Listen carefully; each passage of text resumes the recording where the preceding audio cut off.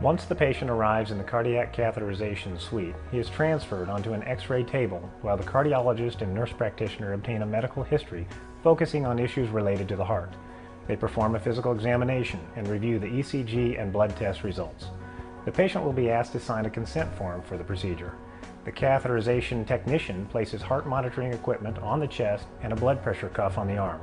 Oxygen is delivered to the patient through a tube placed in the patient's nostrils, and then IV sedation is administered through IV access in one or both arms. It is not unusual for the patient to experience ongoing heart attack symptoms like chest pain until the artery is opened and blood flow is restored. The emergency angioplasty is performed using sterile technique. The entire team wears sterile surgical attire.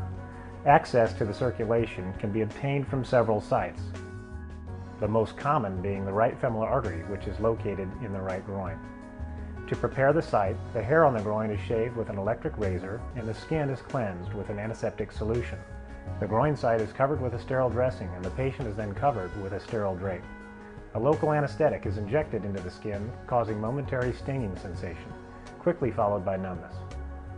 A 1/4 inch incision is made in the skin through which a sheath is inserted into the artery.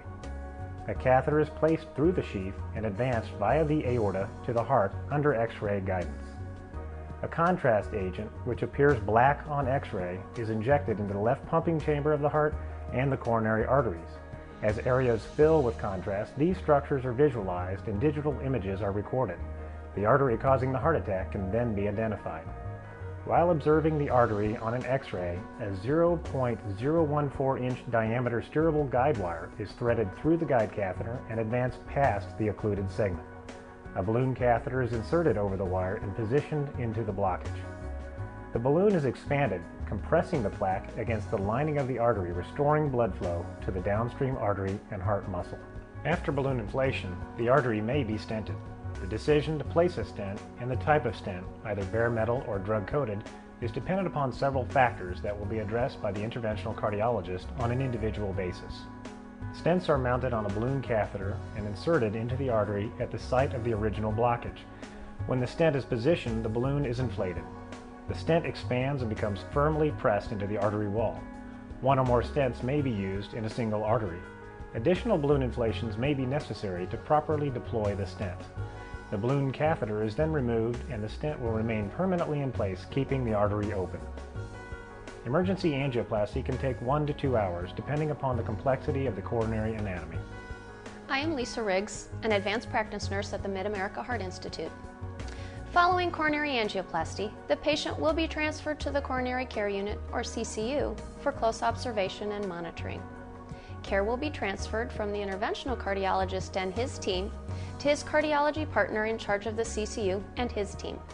Each room is private, and you will be reunited with your loved one as soon as possible after transfer. The patient will be on bed rest and have a sheath in the right common femoral artery in the groin until the IV anticoagulation medication that he received has had time to reverse. The sheath will then be removed and bed rest will continue for an additional 4 hours. This process could take a total of 8 hours. During this time, the nursing staff will be assessing heart rhythm, blood pressure, and general well-being. The groin site will be continually assessed for signs of bleeding. Pain medication will be available to make your loved one as comfortable as possible. For an uncomplicated heart attack, stay in the CCU is 24 hours for observation and care. Length of stay in the CCU varies depending on medical circumstances. The rounding team will be providing daily updates and is readily available to answer questions. Education about heart attack and dismissal planning starts as soon as your family member arrives in the CCU. After a stay in the CCU, the patient is transferred to a unit for continued heart monitoring until dismissal. The usual length in the hospital after a heart attack is 3 to 5 days. The team will be discussing dismissal guidelines, including medications, activity, return to work, and what to do in case of another emergency. This will also include a discussion regarding the cardiac risk factors that contributed to the heart attack, and may mean that your loved one is asked to make changes for a more healthy lifestyle. It would be ideal for the patient to participate in cardiac rehab following dismissal. In addition, a follow-up appointment will be made with the cardiology team to be seen within 1 month of dismissal at an office that is convenient to your home. Your support and understanding is invaluable. Please ask questions of your healthcare providers. Be sure to watch this DVD after dismissal with your family and take advantage of the experts who discuss diet, exercise, and lipid management.